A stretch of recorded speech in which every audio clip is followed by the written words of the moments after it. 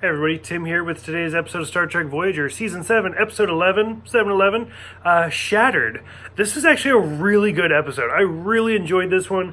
Like, out of all the episodes, like, I've mentioned a lot that were single episodes, and I was like, this could have been a two-parter. I've seen a lot of two-parters that I was like, this definitely just should have been edited down to one. This is actually pretty perfect. Like, a lot goes on in this single episode, but it makes it really well good in its time. Like, beginning to end, everything flows perfectly, and you come to the conclusion, and it's fantastic. I really enjoyed this one, which is kind of surprising because it's a Chakotay-based episode, and to be honest, I don't usually like the Chakotay episodes, but this one actually worked. Like, it was really good. So we see Chakotay be injured. He gets like shocked from the warp core, and like part of him looks old, and something's clearly going wrong. And B'Elanna beams him to the medical bay, and the doctor's like, oh, you had like the kidneys of an 80-year-old and a liver of the 16-year-old. And so clearly his body was messed up, but the doctor fixed him. He comes up with the perfect magic potion. So Chakotay's like, well, let's go. Grab your mobile emitter. And he's like, what are you talking about? What's a mobile emitter? And the doctor, and that's right away. You're like, okay, something's going on. And so most of this episode is about Voyager has been fractured into like different time frames, which, to be honest, when I first saw the episode titled Shattered, I was like, oh, is this going to be a mirror episode? And then I remembered, oh, Voyager doesn't have mirror episodes. So I was a little disappointed, and then this episode ended up being great, so it was cool. So he goes to the bridge, and the bridge is the time frame before they get thrown across the galaxy. So it takes place before the pilot, technically, before the caretaker.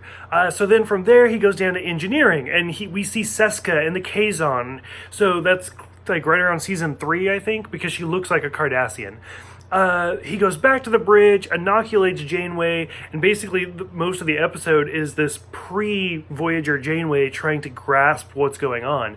They go to astrometrics, and we see, who do we see? A future Naomi and Ichib, and they're like, you guys died 17 years ago, so way in the future. And then that's where we finally find out that Voyager has been split into 37 time frames, which is pretty crazy.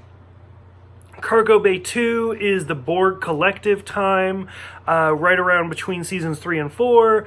We see Captain Proton going on in the holodeck. The transporter bay is run by the Maquis, so it's like right after they get thrown into the Delta Quadrant.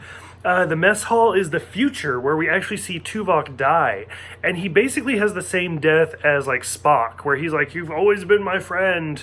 And so like that was kind of iffy, and it was a little weird. Finally, as they're like redoing all of these gel packs, Tom, Harry, and Seven all have to team up to basically take down Seska so they can realign Voyager back to Chakotay's time so he can make a lightning rod with the deflector dish. Stumbled over that, and basically set everything right. Like, overall, it was a great episode. Like, every piece fit, because you get it, there's 37 pieces, and like it made really well time of like each character in each time set. Like, I thought it was a really good episode, and it did a great job. So for those who have seen this one, what did you guys think?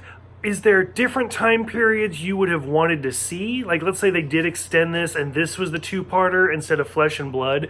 Like, what other time periods would you have wanted to see, or for them to go back to, or some like reoccurring characters to maybe come back? Go ahead, let me know. Thank you guys for subscribing and watching, and I will see you guys next time for Lineage.